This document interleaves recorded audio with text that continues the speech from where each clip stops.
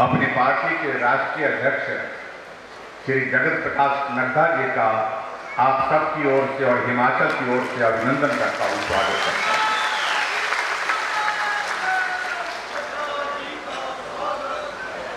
स्वाभाविक रूप से हम हिमाचल वासियों के लिए गर्व का विषय है कि हिमाचल जैसे छोटे प्रदेश से देश की नहीं दुनिया की सबसे बड़ी पार्टी के अध्यक्ष के नाते किसी को यह दायित्व का निर्वहन करने का अवसर प्राप्त हुआ है, वो हमारी पार्टी के यहाँ से छोटे कार्यकर्ता के रूप में अपनी राजनीति शुरू करने के पश्चात एक लंबे सफर के बाद, लंबी यात्रा के संघर्षमय यात्रा के पश्चात आज पार्टी के अध्यक्ष के नाते आप देश की उस पार्टी का नेतृत्व कर रहे हैं। भाइयों बहनों, ये पांवटा साहब हमारे लिए बहुत पावन स्थल है और पावन स्थल होने के नाते यहाँ का एक ऐतिहासिक महत्व है और उस ऐतिहासिक महत्व की दृष्टि से आज हम यहाँ आकर के, जहाँ गुरुद्वारा साहिब में जाकर के आशीर्वाद लेकर के आए, वहाँ आप सबका भी आशीर्वाद लेकर के यहाँ से जा रहे हैं और मुझे पूरा भरोसा है कि आगे की यात्रा सफल होगी, बेहतरीन होगी, ऐसा मुझे पूरा भरोसा है।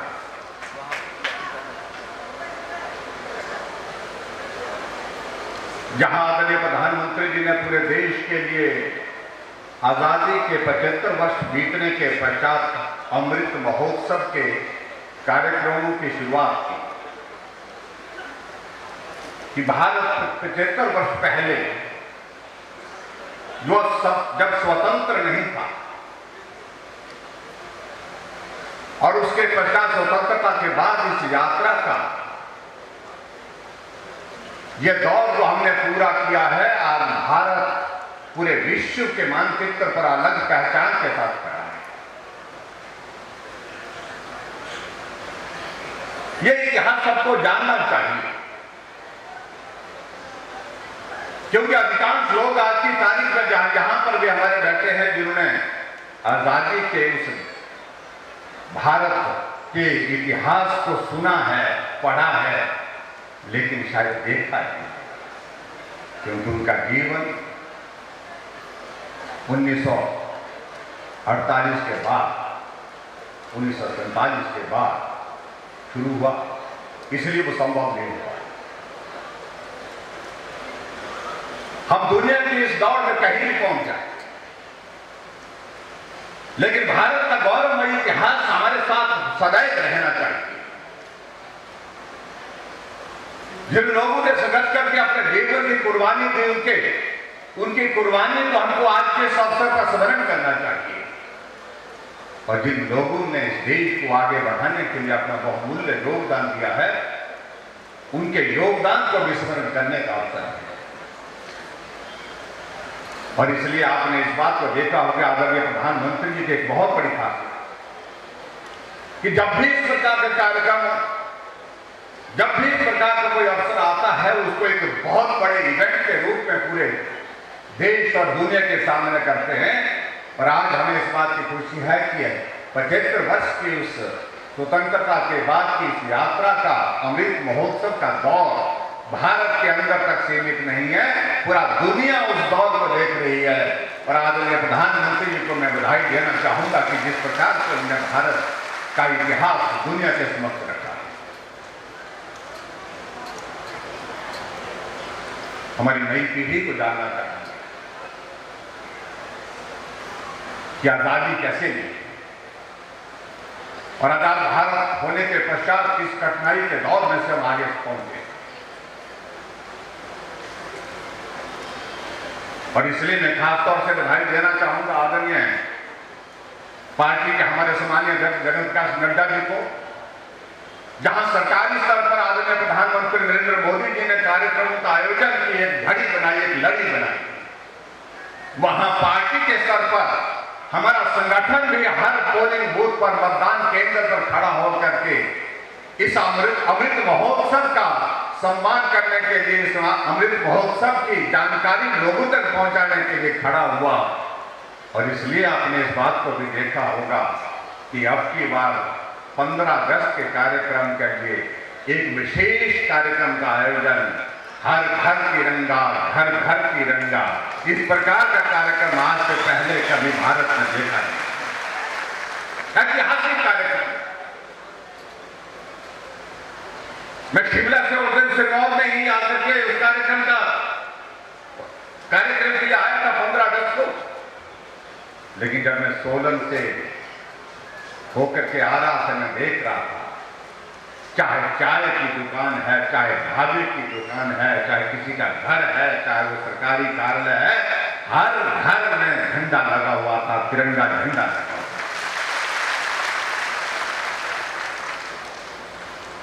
एक ऐतिहासिक कार्यक्रम किया गया, क्योंकि इस भारत की आजादी के लिए जिन लोगों ने योगदान दिया उसको हमको स्मरण करना चाहिए। और इसी तरह से आदरणीय अध्यक्ष जी, यह हमारा सौभाग्य है कि हिमाचल प्रदेश के लिए एक सहयोग है, एक तरह जहां आजादी का अमृत महोत्सव पूरा देश मना रहा है, वहां हिमाचल प्रदेश के भी अस्तित्व के गठन के 75 वर्ष पूरे हुए हैं। 15 अप्रैल 1948 को हिमाचल प्रदेश का गठन हुआ था और उसके लिए भी मैं आप सबको बहुत बहुत बधाई देता हूं। भाइयों बहनों, मैं बहुत लंबी बात कहूंगा, वो संभव नहीं है, लेकिन इस हिमाचल प्रदेश की इस यात्रा का वो भी मुझे लगता है कि हमको एक बार स्मरण करना चाहिए। हम कहां से शुरू हुए थे और कहां आज पहुंचे। जब हिमाचल प्रदेश का गठन हुआ था, उस वक्त हिमाचल प्रदेश में मात्र 4 जिले थे, एक चंबा, एक मंडी, एक महासू और एक सिरमौर। ये सिरमौर उस वक्त का जिला है हिमाचल प्रदेश का, जब हिमाचल का गठन हुआ था, मात्र 4 जिले। और इसलिए सिरमौर वालों को मैं बहुत बहुत बधाई देता हूं। हिमाचल प्रदेश के अस्तित्व की, हिमाचल प्रदेश के गठन की अगर शुरुआत सही मायने में अगर मुकाम तक पहुंची, मंजिल तक पहुंची, उसमें सिरमौर वासियों का बहुत बड़ा योगदान रहा है। और सिरमौर जिला से ही संबंध रखने वाले डॉक्टर यशवंत सिंह परमार, जो हमारे हिमाचल के निर्माता के रूप में जाने जाते हैं, उनकी एक बहुत महत्वपूर्ण भूमिका रही।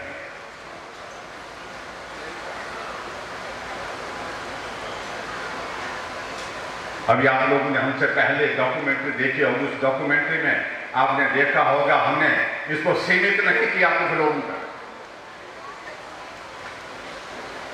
जिस नेतृत्व ने हिमाचल प्रदेश का नेतृत्व किया, उन सब का हमने जिक्र किया। डॉक्टर यशवंत सिंह परमार जी का जिक्र उसमें है, श्री शांता कुमार जी का जिक्र उसमें है, ठाकुर रामलाल जी का जिक्र उसमें है, प्रोफेसर प्रेम कुमार धूमल जी का जिक्र उसमें है और वीरभद्र सिंह जी का जिक्र उसमें है। मैं उन सबका आभार व्यक्त करता हूं। उनका हिमाचल के विकास में बहुत महत्वपूर्ण योगदान रहा। लेकिन उसके साथ साथ हमने इस बात को लोगों के समक्ष कहा, हमने ये कार्यक्रम हमने तय किया, कम हिमाचल प्रदेश में हिमाचल का अस्तित्व के 75 वर्ष पूरे होने पर 75 बड़े इवेंट हम तय करेंगे, जहां पर जाकर के हिमाचल प्रदेश की जनता को बधाई भी देंगे, हिमाचल प्रदेश की जनता के योगदान को भी स्मरण कराएंगे। ये हमने तय किया। जहां नेतृत्व का योगदान रहा उसके लिए उस नेतृत्व का आभार, लेकिन मेरा यह मानना है कि उसके बावजूद सबसे बड़ा योगदान अगर हिमाचल प्रदेश की इस 75 वर्ष की यात्रा में रहा है, वो योगदान हिमाचल प्रदेश के मेहनत कर सभी भाई और बहनों का रहा है। सभी मजदूर, किसान, बागबान, एक अध्यापक, एक डॉक्टर, एक इंजीनियर, अलग अलग अपने योगदान के लिए हिमाचल प्रदेश में वो अपना सहयोग दिए हैं। मुझे लगता है कि अगर ये श्रेय अगर जाना चाहिए, वो सब भाई बहनों को जाना चाहिए, आप सभी को जाना चाहिए। इसलिए हमने तय किया हिमाचल प्रदेश में 75 कार्यक्रमों का आयोजन करेंगे और 75 कार्यक्रमों में इस बात को सुनिश्चित करेंगे हिमाचल की यात्रा में हिमाचल प्रदेश के सभी भाई बहनों का बहुत बड़ा योगदान है। इस योगदान को हमको आगे भी आने वाले समय में बनाए रखना है, मजबूती के साथ हिमाचल आगे बढ़े। उसके लिए मैं आप सबका आभार व्यक्त करने के लिए हमने ये कार्यक्रम का आयोजन किया है। भाइयों बहनों, बहुत अगर इतिहास में जानेंगे, मैं ये दो तीन चीजों का जिक्र करना चाहता हूं। हिमाचल प्रदेश जब बना था उस वक्त प्रति व्यक्ति 240 रुपए आय थी और आज वो आय बढ़ करके 2 लाख से पार होगी, 2 लाख रुपए से पार होगी प्रति व्यक्ति आय। जब हिमाचल प्रदेश बना तो 4.8% उस वक्त हिमाचल प्रदेश की साक्षरता दर थी और महिलाओं की साक्षरता दर तो मात्र 2% थी। आज देश में सबसे आज साक्षरता में कोई प्रदेश है तो उसमें हिमाचल प्रदेश है। 83% से भी आगे बढ़कर के हिमाचल प्रदेश की साक्षरता है। जब हिमाचल बना था उस वक्त हिमाचल प्रदेश में सड़कें बहुत कम थी, 288 किलोमीटर सड़क थी और आज हिमाचल प्रदेश में सड़कों की लंबाई 39,500 किलोमीटर है, 39,500 किलोमीटर। और उस 39,500 किलोमीटर की उस यात्रा में अगर सबसे बड़ा सड़कों बनाने के लिए किसी का योगदान रहा तो मैं समझता हूं कि हमारी बात अधूरी रहेगी। वो योगदान रहा पूर्व में हमारे देश के प्रधानमंत्री रहे श्री अटल बिहारी वाजपेयी जी का, जिन्होंने प्रधानमंत्री ग्राम सड़क योजना की शुरुआत की और आज 39,500 किलोमीटर में से 20,000 किलोमीटर प्रधानमंत्री ग्राम सड़क योजना का योगदान है, जो प्रधानमंत्री अटल बिहारी वाजपेयी जी ने उस वक्त शुरू की। आज गांव के लोगों का पीठ का बोझ उतारने में इस योजना का बहुत महत्वपूर्ण योगदान है। अटल जी ने उस पर कहा था कि मैं पूरा देश जब घूमता हूं, जब नजर गांव के ऊपर जाती है तो मैं देखता हूं कि गांव का आदमी अभी भी बोझा उठाकर पीठ पर बोझ उठा करके चढ़ रहा है या पीठ पर बोझ उठा करके उतर रहा है। उनकी पीठ का यह बोझ उतारना चाहिए।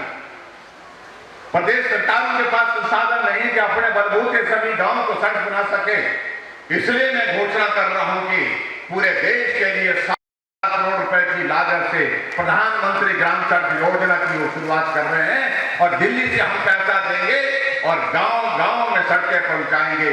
गांव की सड़कों को पहुंचाने के बाद गांव के लोगों का पीठ का बोझ उतर जाएगा, वो विकास की राह पर आगे बढ़ने में सफल होगा। इसलिए भाइयों बहनों, मुझे लगता है कि हम सारी चीजों को इस योगदान के रूप में हमको सदैव समर्पित करना चाहिए। बाकी सारी चीजों को लेकर के मैं आप सबके बीच में बहुत लंबी बात कहूं तो मुझे लगता है समय लगेगा। आप सबके आशीर्वाद से हिमाचल प्रदेश में 5.5 वर्ष की हमारी सरकार का कार्यकाल पूरा हुआ और यहां सिरमौर में आप सबके बीच में मैं दावे के साथ कह सकता हूं, चाहे पौंटा विधानसभा क्षेत्र है, चाहे सिलाई है, चाहे रेणुका जी है, चाहे हमारा नाहन का विधानसभा क्षेत्र है, चाहे पछात का, मैं दावे के साथ कह सकता हूं कि सिरमौर जिले के अंदर जो विकास हमारी सरकार के कार्यकाल में हुआ, आज से पहले किसी दौर में नहीं हूं, मैं दावे के साथ कह सकता हूं। सिरमौर वालों ने मुझे मामा कहा है तो भांजों का ख्याल रखना पड़ना था।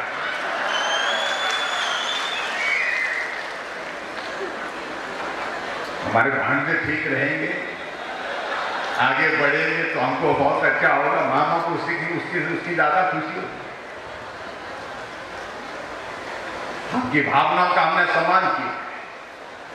पौंटा विधानसभा क्षेत्र, चलाई विधानसभा क्षेत्र में जो चीजें कभी सोची नहीं थी वो सारी चीजें करने के लिए हमने काम किया। मैं दावे के साथ कह सकता हूं कि जो हमारे विपक्ष के लोग हैं वो भी परेशान हैं। ऐसा तो हमारे जमाने में होता नहीं, ये भी हो गया वो भी हो गया।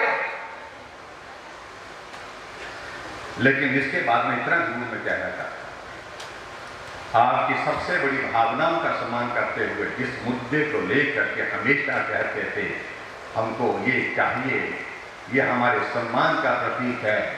हमारे पड़ोस वाला राज्य जो है जहां ट्राइबल का दर्जा मिल गया हमारे हाथियों को, तो इसलिए इस मुद्दे को उठाए, हम लगातार इस मुद्दे को लेकर के आगे बढ़े। आदरणीय राष्ट्रीय अध्यक्ष हमारे बीच में बैठे, हमने कितनी बार इस मुद्दे को लेकर के हमने बात की और ये मामला आगे बढ़ते बढ़ते आदरणीय गृह मंत्री तक हमने जिस प्रकार से सदैव रखा, मुझे पूरा भरोसा है कि आपकी इस मांग का हम सम्मान पूर्वक तरीके से रास्ता निकाल करके छोड़ेंगे। ये मैं आपके बीच में कह रहा हूं।